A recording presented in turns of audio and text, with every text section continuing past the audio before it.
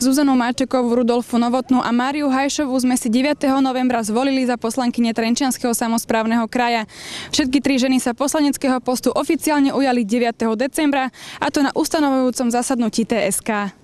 Zástupkyne Bánovského okresu sa stali poslankyňami nového krajského zastupiteľstva po slávnostnom zložení sľubu.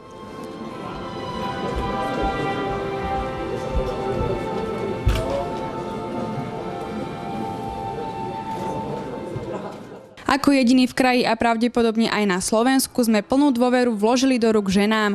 Tých je v novom krajskom parlamente 13, ich mužských náprotivkov je 32. Z celkového počtu 45 poslancov je 22 nováčikov a k nim patria aj Rudolfa Novotná a Mária Hajšová. Ja by som v prvom rade chcela poďakovať všetkým občanom okresu Banovce nad Bebravo aj nášho mesta za to, že prišli k voľbám a volili. A špeciálne by som chcela poďakovať všetkým tým, ktorí mi odovzdali svoj hlas a podporili ma. Ďakujem všetkým občanom, ktorí dali svoj hlas mne a tým ma vlastne zaviazali k tomu, aby som moju prácu vykonávala čo najlepšie. Aj keď sa viceprimátorka Bánoviec a profesorka gymnázia predstavia v krajskom parlamente prvýkrát, skúsenosti s komunálnou politikou majú. Obe sú súčasťou mestského zastupiteľstva a v tom, čo chcú na krajskej úrovni dosiahnuť, majú jasno. Vieme všetci veľmi dobre, čo nás všetkých trápi, hoci teda každá obec, a myslím tým aj mesto Banovce nad Bebravou, má svoje špecifické problémy a v prvom rade tým špecifickým problémom je kvalita ciest 2. a 3. triedy. Obdobím, v rámci ktorého očakávame, že bude najväčší prísun finančných prostriedkov na rekonštrukciu ciest 2. a 3. triedy, je práve obdobie roku 2015, keď sa predpokladá troška iným spôsobom financovanie alebo prerozdeľovanie finančných prostriedkov na opravu ciest. Keďže pracujem v oblasti školstva, určite to bude rezort školstva, ktorému sa chcem podrobne venovať a získať prostredníctvom projektov, ktoré budú vypísané z Európskej únie, finančné prostriedky pre rozvoj školstva. Budeme podporovať aj oblasť rozvoja sociálnych služieb, hlavne teda rozvoj ambulantných služieb v okrese a denného stacionára alebo ostatných sociálnych služieb. Trápi ma aj kvalita cestovného ruchu v našom okrese. Súčasťou cestovného ruchu sú aj kvalitné parkoviska, detské ihriska, sociálne zariadenia a mnoho iných faktorov.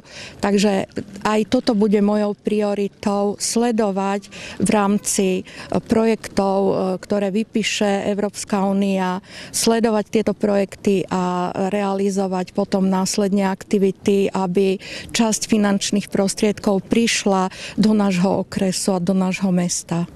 Budem sa snažiť pracovať tak, aby som akýmkoľvek spôsobom prispela k zlepšeniu kvality života občanov mesta Bánovec nad Bebravou a aj okresu Bánovce nad Bebravou.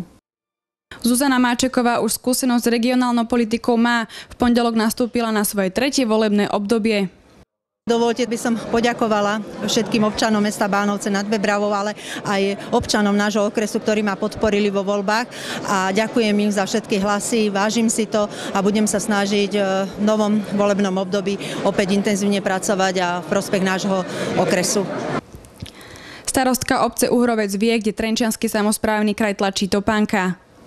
Všade vidíme, že máme nedostatok financií, máme zlé cesty, máme zlé zdravotníctvo, sociálne služby nepostačujú. A takisto aj školstvo naše je veľkým otáznikom, pretože demografický vývoj hovorí o tom, že tých študentov je čím ďalej tým menej a budeme sa musieť popasovať nielen s materiálno-technickým zabezpečením školstva, ale možno aj s existenciou stredného školstva v našom okrese už po novom. V prvom rade by som chcela, aby náš okres mal proporcionálne financovanie zabezpečené nie na úkor iných okresov, ale predovšetkým, tak ako sme sa snažili predchádzajúce volebné obdobia, aby rovnaké zdroje financií išli do nášho okresu, ako aj do iných okresov Trenčianskeho kraja.